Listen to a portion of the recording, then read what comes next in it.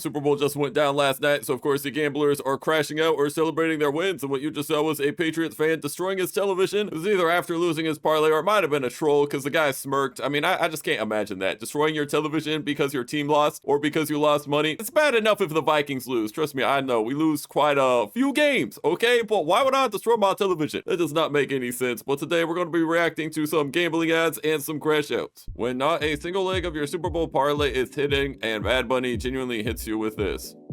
Wow, so it's the Bad Bunny concert, and he's all sad because his parlay did not hit, which has a mathematical disadvantage built into it, right? I mean, they promote their Super Bowl parlays all over the place, but if you do a 6-leg parlay, your chances of making money long-term are straight up 0%. Professional gamblers do not hit 6-leg parlays on the regular, right? They might do a single game, they try and stay under the radar, and if they win too much money, they get banned. So people are really out here putting together their own 6-leg parlays and getting sold like this gentleman. Bro, this isn't real.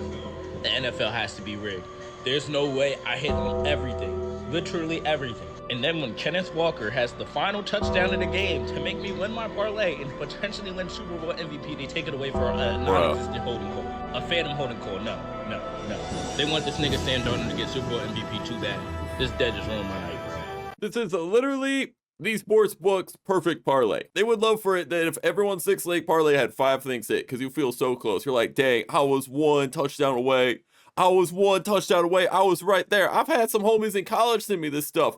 Oh, if this guy just passed over 50 yards, I would have been so rich. Oh, this guy sold my parlay. It's like, that's literally how it's set up. They mathematically calculate it where you have a decent chance of, let's say like 4 or 5 of them hitting. But for all 6 to go your way is almost impossible. Literally, gambling is just so bad for people, you know, that he'll probably do it again.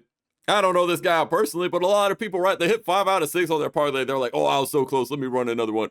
Let me do another one. And then just long term, they're just burning money. The gambling companies have all of their cash. These people think they're so close to hitting, and maybe they win once in a while because gambling companies want that, right? So you hit a 6-leg parlay once in a while, you get all turned up, you get all lit, you're like, oh my gosh, that was so awesome.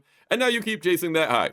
You keep chasing that high, you lose all your money, and then you have 5 out of 6 on your parlay and you're crashing out messaging me. And speaking of losing money, we have Drizzy Drake here who bet $1 million to win $3 million that the New England Patriots would win the Super Bowl. I think the Seahawks were like 4.5-point favorites.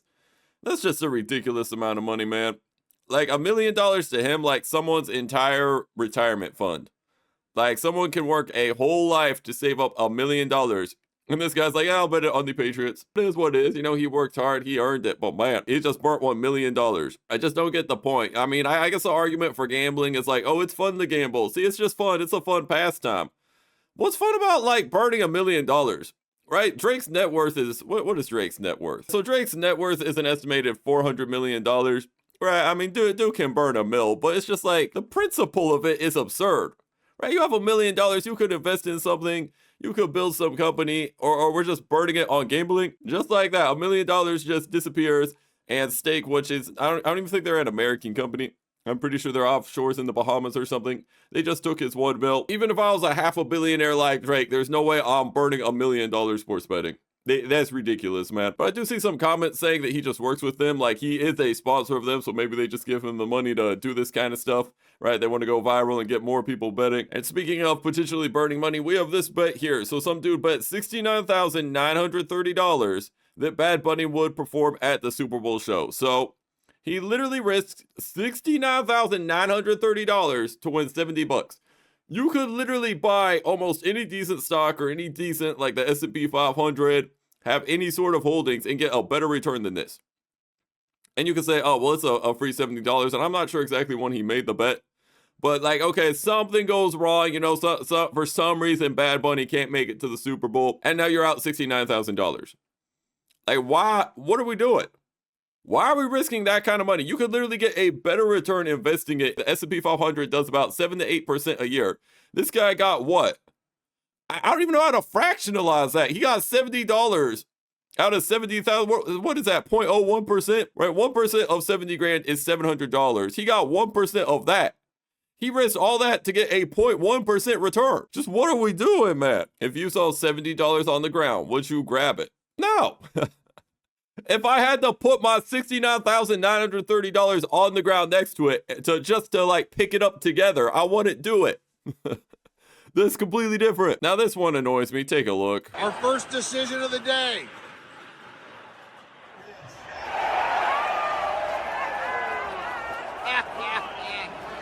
Here we go. Let's go. Bro, people talk about like iPad kids, man. This is the version for adults. Straight up. I mean, how many monitors do you need, man?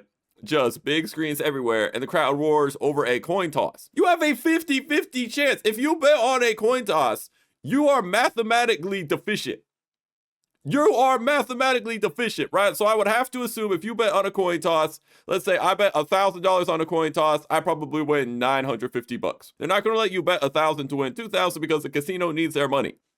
So if you continue to bet on heads and tails, you bet on coin tosses over the course of time, you will lose money. You are literally mathematically deficient doing this thing. And we got adults here, people who are of older age. They've gone their whole life and they're betting on this. And you can say, oh, maybe they're like Drake. They got bread like that. You're a brokey. You know, they got a $50 million net worth. So who cares? But I just look at the principle. Why are we making stupid financial decisions for fun? I don't get it. Like, what is fun about burning money on a coin toss? I don't get it, bro. Like, what's fun about that? Okay, betting is only fun if I feel like I could have an edge. Now, I personally don't gamble because I don't think I'd ever have an edge there, but that's the only way it could be fun. But if I'm betting on something in which I know for a fact I'm at a mathematical disadvantage, I know for a fact that if I make this coin toss bet 10 straight times, I'm not winning money by default, right? If you make this coin toss bet 1,000 straight times, guaranteed in any simulation, you will lose money. You're not going to hit it 1,000 straight times. It's just not possible to win money. And speaking of bad decisions that paid off, take a look at this, man. I am putting $33,000, which is every single dime that I have saved, on the Seattle Seahawks winning the Super Bowl. Now, look, he lucked out. The Seahawks did win. Granted, they were heavy favorites. I mean, pretty much everyone picked them to win, but is that worth it? $33,000, that's your whole life savings, right? He looks to be a young man. He looks to be around 20 years old. He saves up thousands of dollars, right? He could have a $0 net worth, right? If the Patriots O-line could figure out how to block, and if Drake May could dot the ball a little bit, they could have won that game. Okay, their defense actually played very, very well, but obviously they're overshadowed by the Seattle Seahawks performance. But he be broke. What are we doing? Why are we risking our entire net worth on a game? I understand, right? The odds are in his favor, but man, that is so risky. That is so risky, dude. 33 grand. Let's see his rationale for this. And before you even try to talk me out of it, I've already made the slip, bro. So that's his odds, right? He had a 67% chance, right? So the sportsbooks felt that there was a 33% chance. That's just not worth the risk. We're risking our whole net worth at 33 grand, right? That's enough to buy some groceries, pay some rent, right? You can get by for a few months on 33 grand, and we're betting all of that on a 67% chance.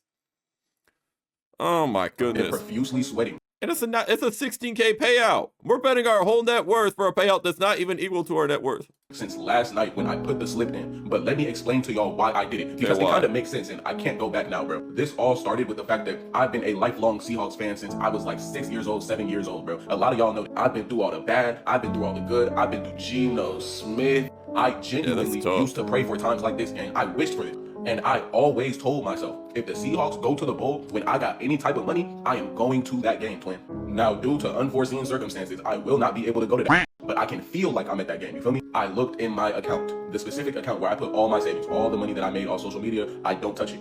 I look at it, I see this number, right? Which is pretty good. I'm chilling, I'm happy. How can I feel like I'm there? How can I feel like I'm a part of the team, padding up, gang, like I'm on the field, man? So then I just decided to go and look at the odds on Kalshi, you feel me? And I saw this. Overwhelming favorites, bro. Hold on. Seahawks look like they're finna run off with it. And on top of that, I've been watching all the games, gang. Like, I deeply believe that we're going to beat the Pats, bro. There's no way we're not. But then when you pair it with the information that in the last 6 years, every single Super Bowl has been like 1.5 point favorites. The only one that was as large as this was Rams Bengals, and the Rams spanked them niggas, bro. They beat them. So history that game was kind of close too. Nah, man, Rams Bengals was kind of close. Okay, so his reasoning are that I'm a Seahawks fan. I've seen this team dominate, and the odds are in my favor, I guess, but oh, that is so risky, dude. And then on top of it, he did say something important. He wants to feel like he's at that game.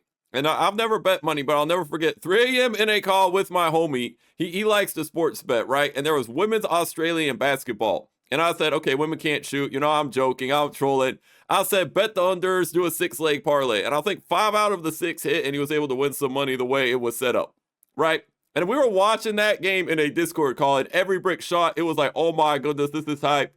This is lit. Like, it felt like another level. That's when I was like, yo, get me out of this gambling thing. This is too addicting. Wait a minute. Like, why am I hyped for a women's Australian basketball game at 3 a.m. when they're bricking shots? This is weird. Like, no. Like, I said after that, nah, dude, I want to take part in any gambling stuff, even though I don't even have any money on the line. Get me away. Nah. So he did make a good point, right? Like, when you have money on the game, when you have stakes in the game, right, that thrill goes up, and that's why people get so addicted, and that's why they crash out and pretty much lose everything. Now, luckily in his case, he made money, but the scary part, now, I don't know, like, his mentality personally, but a lot of people, right, if they bet it all and they win, they're very likely to bet it all and lose, right? Like, they're like, oh, I won it once, let me win again, right? I need that next win, right? That win was cool and all, but I need it again. So maybe not him personally, but someone else who made his bet, right? They have 49 grand. Let's say next year, you know, the Seahawks are back in the Super Bowl or they're back in a big game, right? They risk the 49K.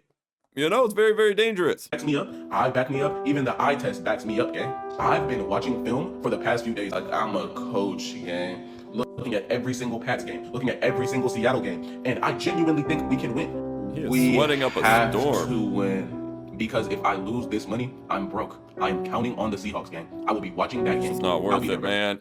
Even though they won, it's not worth it. But we do have an update from him.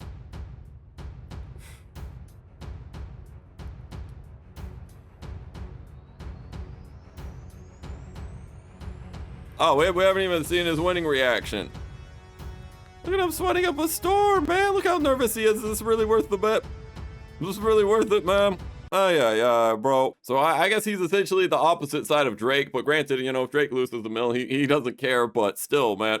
Got winners and losers everywhere. All right, here we have Streakers completes 10K Super Bowl parlay. Now, any legal sports book, that's not allowed. But I guess if you have some of these sketchy betting markets or offshore companies who can bet on this, I just don't get how that's possible, right? Well, first of all, I don't even know how he got on the field. The whole field is surrounded by security.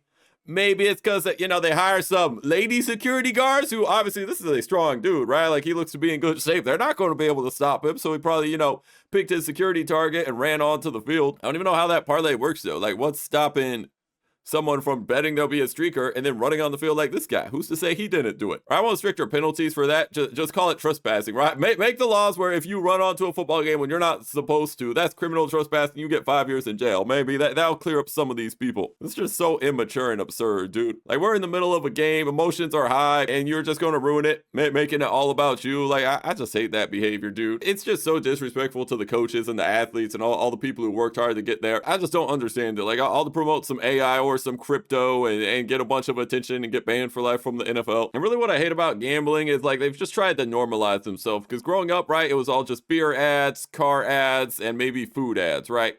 You got your beer, car, and food. And now, into those big three, they have inserted gambling. They've tried to normalize it, and I think this FanDuel ad is a pretty good example of that. That's call for football. What the season has been. To that 33-point fourth quarter. Here.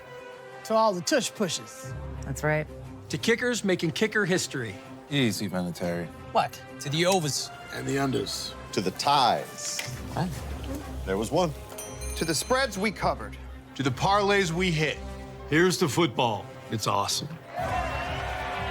Get daily boosts on Super. Yeah, so we don't care about that, but it's just kind of sad to see. We got legends of the game like Gronkowski, Adam Vinatieri from the Patriots. We have Joe Montana, who won 4 Super Bowls. They're just normalizing it. Oh yeah, let's all come together, drink some cool ones, and bet on the game, you know? It's like, no, let's not bet on the game. Let's just enjoy the game for what it is, okay? That's my message to conclude this video. Right, enjoy the game for what it is. I don't like this whole thing where everyone feels like they have to have some skin in the game, they have to have money on the line, or they can't enjoy a football game. I enjoyed the football game. I'm a Vikings fan. I sat down, even though it was a blowout, I enjoyed it. I like the history of the game. I like the Seattle's defense, okay? I like watching it. That was a great performance last night, and I enjoyed the game for what it is. Dang it. But if you enjoyed, like and sub, click here for another reaction. Now you have reached the end